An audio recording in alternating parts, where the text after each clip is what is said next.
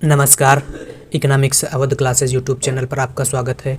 आज की क्लास में उत्पादक का संतुलन प्रोड्यूसर इक्विलिब्रियम के बारे में अध्ययन करेंगे। इसके पहले क्लास में हम लोगों ने उपभोक्ता के संतुलन के बारे में अध्ययन किया था।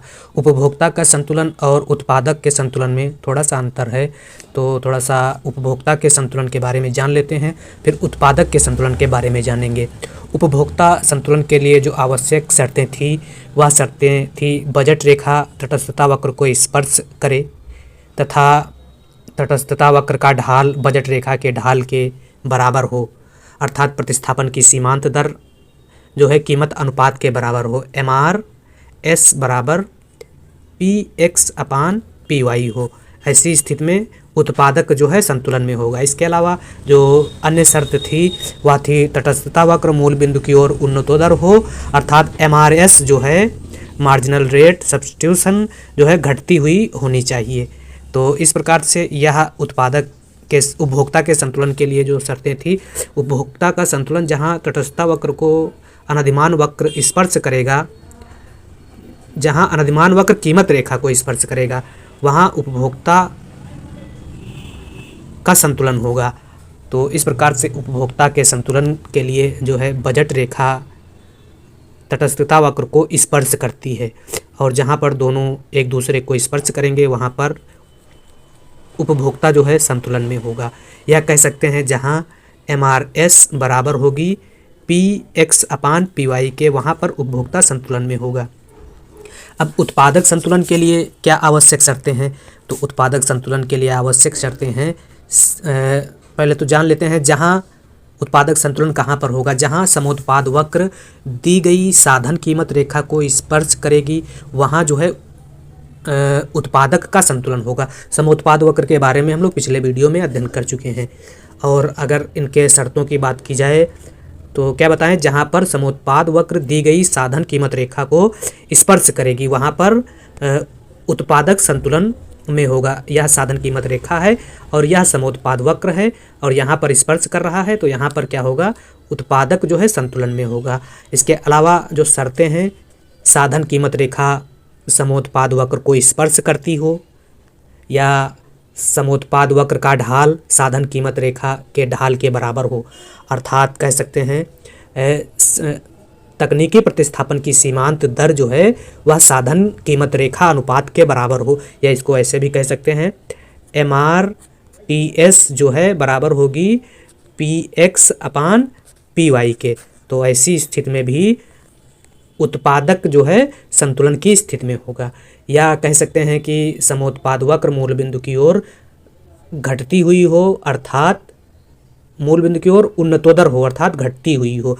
क्या MRTS जो है MRTS जो है वह घटती हुई होनी चाहिए।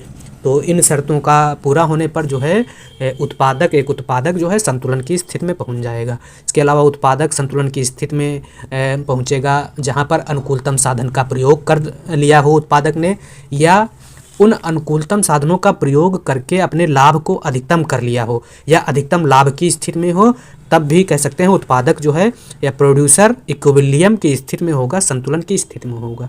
एक उत्पादक साधनों का प्रयोग करते हुए साम्य की स्थिति में तब होगा, या संतुलन की स्थिति में तब होगा जब वह उपलब्ध साधनों का अनुकूलतम प्रयोग करते हुए अथवा न्यूनतम लागत संयोग का प्रयोग करते हुए अपने लाभ को अधिकतम करने की स्थिति में हो जाए।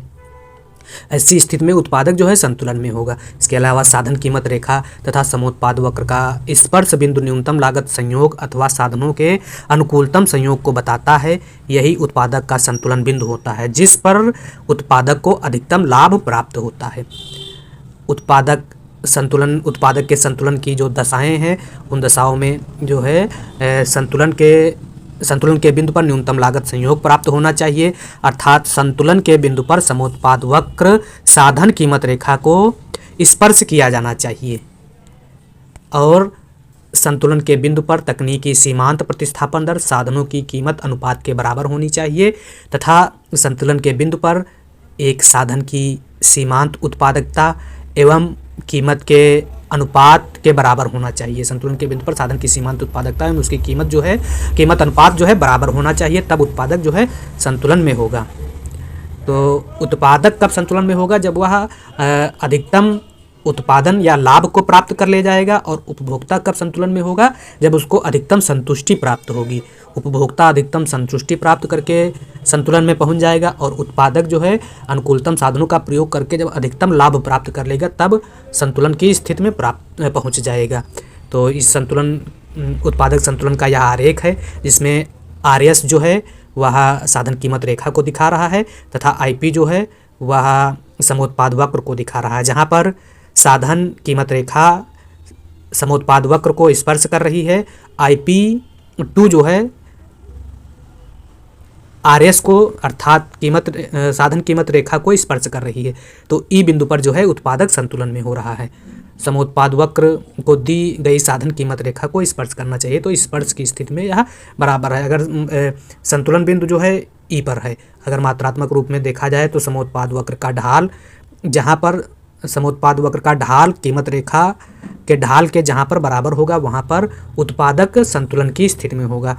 अर्थात कहा जा सकता है कि MRTS XY जहाँ पर XY जब बराबर होगा PX/PY के, तब क्या होगा? उत्पादक जो है संतुलन की स्थिति में होगा। अर्थात न्यूनतम लागत संयोग उस बिंदु पर प्राप्त होगा जहां साधन X की Y के लिए तकनीकी प्रतिस्थापन की सीमांत दर X साधन X तथा Y की कीमत के अनुपात के बराबर होता है। अर्थात अतः न्यूनतम लागत संयोग के लिए MRTS XY बराबर PX/PY बराबर MPX/MPY, अर्थात MPX/PX बराबर MPY/PY। तो यह जो है किसका संतुलन हो जाएगा? उत्पादक का संतुलन हो जाएगा। इस स्थिति में उत्पादक जो है अनुकूलतम साधनों का प्रयोग कर ले जाएगा, और अनुकूलतम साधनों की प्रयोग की बदौलत वह लाभ की अधिकतम स्थिति को प्राप्त कर ले जाएगा। इस प्रकार से न्यूनतम लागत संयोग अथवा अनुकूलतम संयोग उस बिंदु पर प्राप्त होगा जहां साधन X की Y के लिए तकनीकी प्रतिस्थापन की सीमांत दर साधन X तथा Y की कीमतों में अनुपात के बराबर होगी। तो ऐसी स्थिति जो है MPX/PX बराबर MPY/MPY के बराबर हो जाएगा। तब क्या हो रहा है? यहाँ उत्पादक संतुलन में पहुंच जाएगा। तो यह कुछ महत्वपूर्ण जानकारी थी उत्पादक के संतुलन के संदर्भ में। और उत्पादक के संतुलन के संदर्भ में जो ध्यान रखने वाली बात है कि जहाँ पर MRTS XY बराबर PX/PY के बराबर होगा वहाँ पर उत्पादक संतुलन में होगा। इसके अलावा उत्पादक जो है न्यूनतम लागत की बदौलत अधिकतम लाभ जब प्राप्त करेगा तब भी उत्पादक जो है संतुलन की स्थिति में पहुंच जाएगा।